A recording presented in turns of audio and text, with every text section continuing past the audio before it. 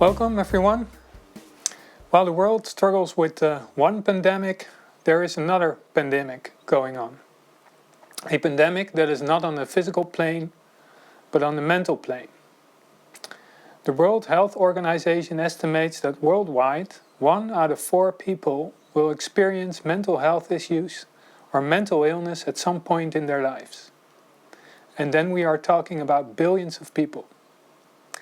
Now alone, 350 million people worldwide suffer from depression.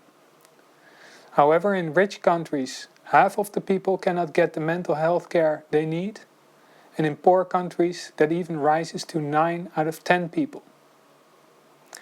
And then Theosophy adds that diseases have their origin in the mental sphere. So to put it mildly, we're not in very good shape.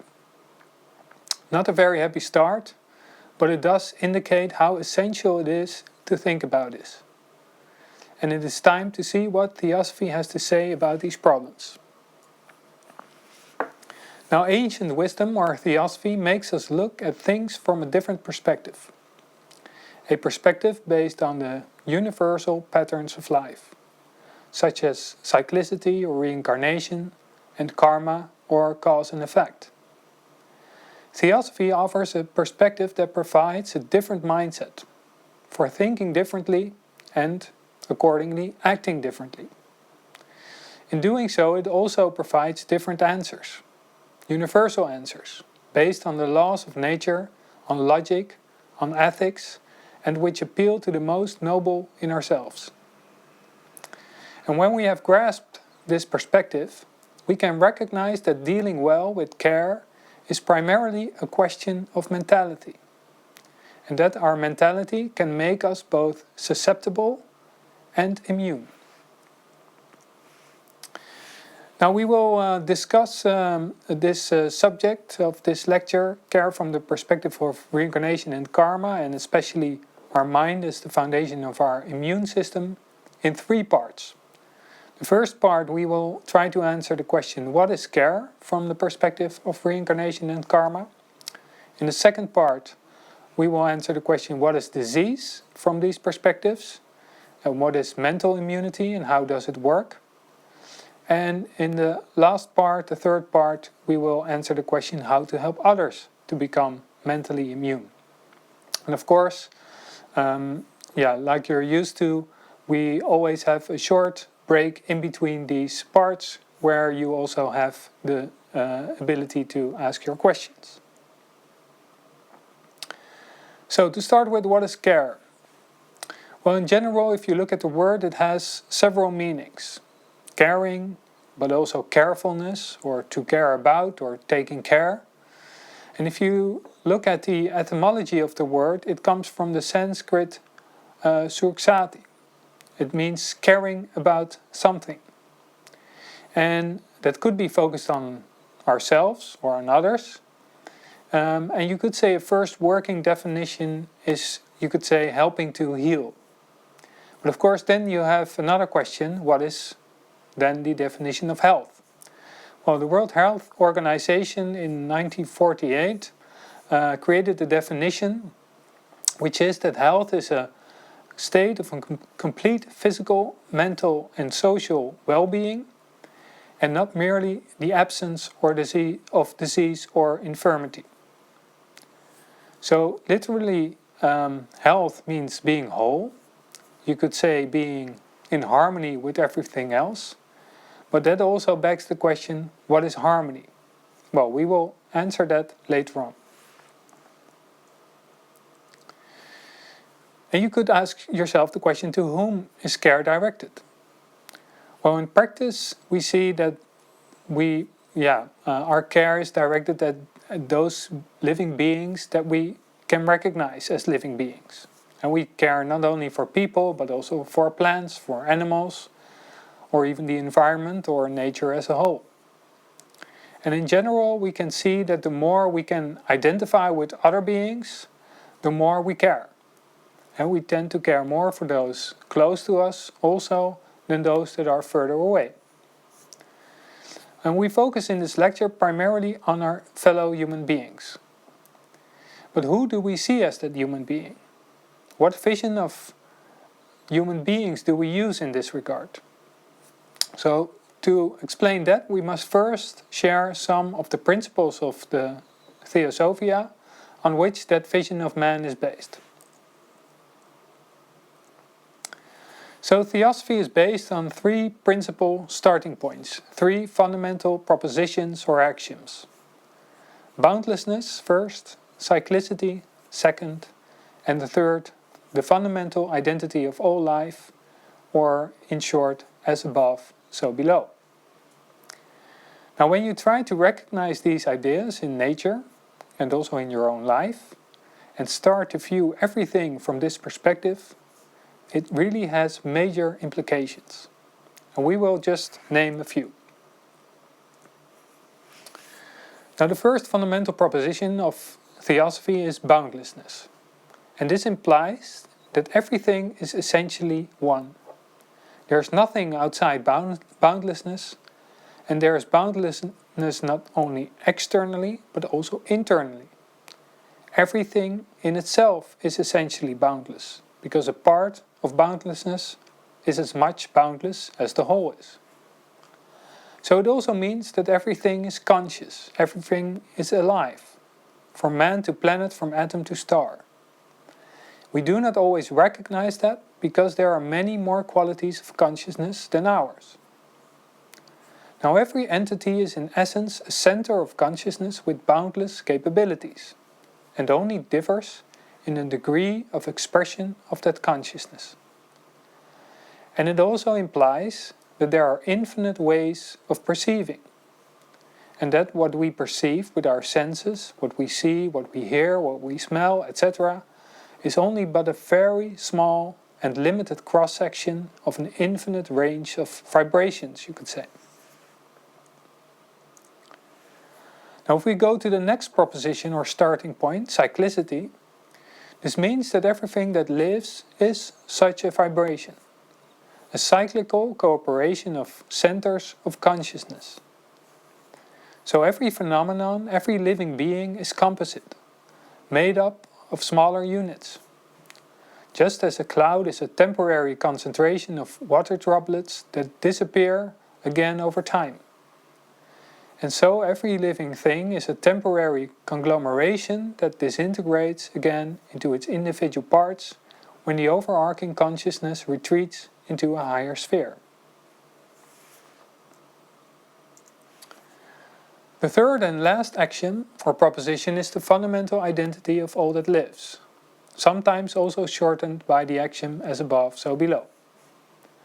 This fundamental identity can already be concluded from the first axiom, that states that everything is boundless in essence. But the third also adds that all life evolves independently in interaction with all other life, according to cyclic and karmic law. And we will explain later what cyclic and karmic law means to us. Now how can we picture this and what does this mean for how we view man based on these starting points? Well, first we give you a short scheme, the Tetraktys of Pythagoras. It's a schematical representation of any entity, any living being or organism, or even a complete hierarchy of life. It is a cyclical cooperation consisting of multiple centers of consciousness. There is a relative summit, or top being, or consciousness, that creates an atmosphere for lower consciousnesses to manifest in. Like we are part of a planet part of a solar system being part of a galaxy, etc. And you could consider our consciousness as the leading top or summit for all the countless centers of consciousness that work through all the visible cells and microbes forming our body. In fact, every atom of our body is animated. In Theosophy we speak of life atoms, the consciousness centers working through the material atoms. Beings that for us are relatively at the beginning of their evolutionary stage of development of consciousness.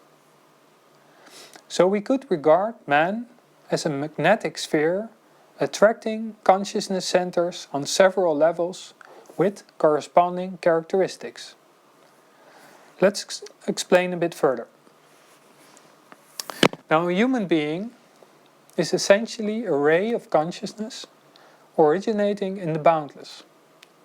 The spiritual part is the imperishable, the immortal part, also called the monad, or a spark of infinity, or the eternal pilgrim. Now, the soul is the vehicle of the spirit and is the learning part. This is what the being actually expresses of the imperishable part, in which all boundless potentiality lies latent. Now you can recognize that soul as the character of a being, a character which is expressed in human beings through thinking consciousness, the mental part. A human being is literally what and how he or she thinks. Now you express yourself through a vehicle. And as a thinking consciousness, you use a body to learn your lessons. And now our body also is a cooperation of monads on a lower level. These are these life atoms we just spoke of. Now if we take these two schemes together, you get the following picture. All composing parts consist of cooperating centers of consciousness. And we, as human beings, as souls, are also part of a larger life, whether we are aware of it or not. We are channels in this sphere and form a subsphere ourselves for countless living beings to evolve in. Now we know how our thinking affects our body. A simple thought of nervousness, for instance, can be felt directly in your stomach or, somewhere in your abdomen. And repeating thought habits are stored in the memory of our organs. Now you can imagine that a continuing thinking atmosphere can therefore affect our physical health. Therefore it is essential to analyze our characteristics of thinking or thinking aspects. So if we do that, we can distinguish 7 thinking aspects, corresponding to 7 principles of consciousness, labeled with their Sanskrit names on the left in this scheme. The principle we as human beings are developing now is the manas, or thinking principle in Sanskrit. If we take a look at these 7 aspects, we have from the bottom to top, first, the physical thinking. This happens when we identify with our body and say that we are cold, we are warm, hungry, thirsty, tired, etc. We have the emotional thinking, when you identify with your emotions and say you're happy, angry, scared. We have to focus on vitality, when you're constantly being active, running around, organizing things, being energetic. Then we have thoughts of desire, when you want to possess things, or if you have a desire for results or for status or achievements, etc. Then we have the intellect, the intellectual type of thinking. You could call it the 2 + 2 = 4 type of thinking. Your reasoning, logic, rationality. It's really indispensable in science. And the following type of thinking is characterized by your insights, idealism, intuitions. That involves seeing coherence and understanding. And finally, you can distinguish a type of thinking that is experienced as a complete sense of unity. It's still very rare for the average man, but it is described by some of the mystics, who all declare that it cannot be put in words. This we can also call religious or mystical experiences.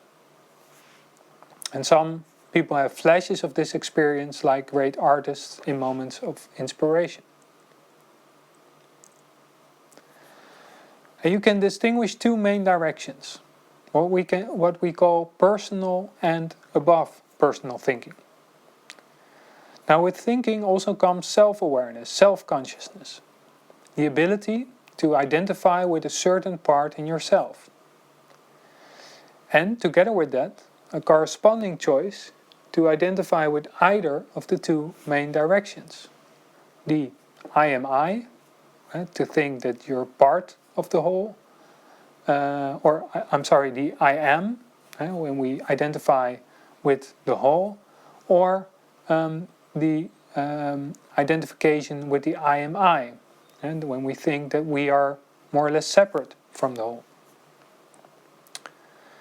Now we also address this question, what is harmony? If you talk about health or being in harmony. Now you could say, from reasoning from these 7 aspects of thinking, that you are in harmony as a human being when the higher aspects are leading the lower aspects. When there is self-control. When your personal, the I am I, is not central, but who you really are, the independent thinker, is in charge. Now in our current state of evolution, we are learning to develop the higher aspects of our thinking. This means our average way of thinking is more or less out of balance, is constantly switching between personal and above personal, between selfish and unselfish motives. And most of the time our thinking is habitual and not so self-aware. And that is the main reason that we see so much disharmony in the world, and also disease on the mental as well as the physical plane. We will further explain this in the second part. Now back to the question, what is care and for whom? Now you can also define care based on the foregoing as helping to restore harmony. And we now understand better what we mean by harmony. And it means that instead of helping to heal, helping to restore harmony starts on the mental level, which then trickles down to the physical level. And for whom, to whom is that care directed? Well, if we say that men are thinking consciousnesses mainly, then we have to direct it to man as a thinker. It begins with harmony in thinking. And we know also, for instance, that mental or psychological factors like stress or fear or anxiety on the mental level have a negative impact on our immune system. So if we want to prevent disharmony or heal in a sustainable way, we cannot skip addressing the mental level. Now what about people that we can see around us that we see think harmoniously but still get sick, still suffer from disease? Now let's go back to this scheme of a human being composed of innumerable centers of consciousness or life atoms. Now there's one life throughout all these entities. One stream of consciousness flowing from the spiritual top all the way down to the material level. Now the natural, harmonious way is for each center to pass on this flow. And when we are selfish or identifying with our personality, we create barriers, so to speak. We create blockages with disharmony as a result. Now, we could say that in the material world we constantly perceive action and reaction. Now, the same applies also to inner spheres of being. And that follows the following cycle. That we can sow a thought and reap an act, and we sow acts and reap a habit. We sow habits and reap a character, and we sow a character and reap a reincarnation, you could say. And in this way, during the cycles of over multiple lives, we become what we think. So do you want to change your fate? Well, you have to change your thinking. And this doesn't apply for one life only, it determines future lives as well. And then we get to the law of karma, or the law of cause and effect. Now let's try to explain this, starting with this image as a metaphor. You actually can see all life as a web. And we are all like nodes in that web. And you are connected to the other nodes by invisible ties. And the ties are tighter with the nodes closer to you, but ultimately we are connected to all nodes in this infinite web. And as drops on those nodes, we ourselves reflect all other drops. Or in other words, we have everything in us that is also present in that web. We can act as individual nodes, and in doing so we create tension in that web, which has to work itself out one day.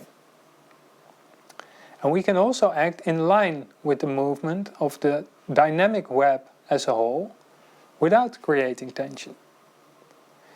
So we thus get an image of a web of life that we ourselves have woven around us with countless ties of attraction or repulsion.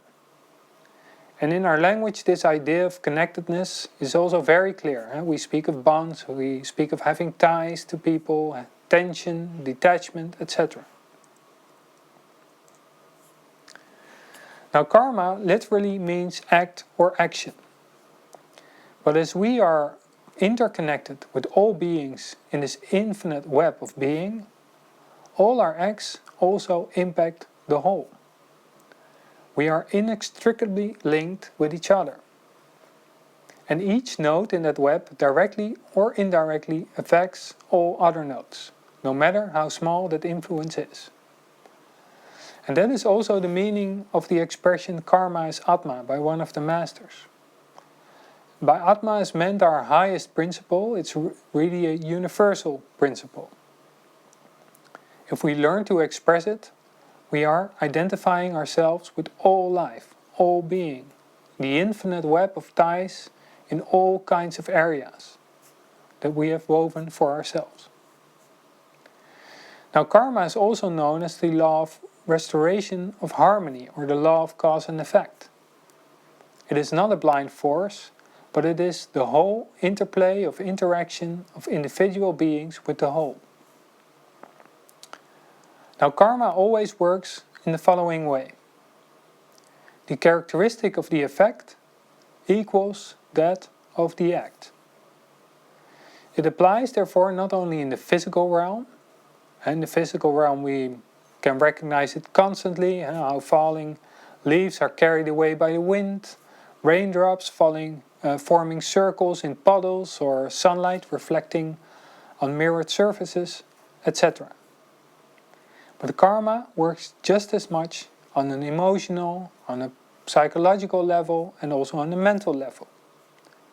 And sometimes we recognize that a personal comment bounces back immediately, but often there is a tension that arises first, which must be restored later. So this implies that there are three types of karma. Effects manifesting in this life, with causes from this life or a previous life. And this explains what we experience daily. Actions that have their consequences next day or the day after. Think of everything you work on, that you take care of or are learning. But not everything can be explained from causes in this life. Sometimes in this life we reap effects from causes in previous lives. And this explains everything you see as new or accidental. And why you may like or dislike people right away. Or why you are born in a certain time and place. Or why you have certain talents and certain weaknesses. The second type of karma is by causes sown in this life, but with effects that not yet manifest. And then we can talk about things that you seem to get away with, or that you don't see a direct result of. Think of our lifestyle and the impact it has on the climate, for instance. Or ties that we have put a lot of energy into, but which are still broken. And the third type is with causes sown in previous life, but also not yet manifesting.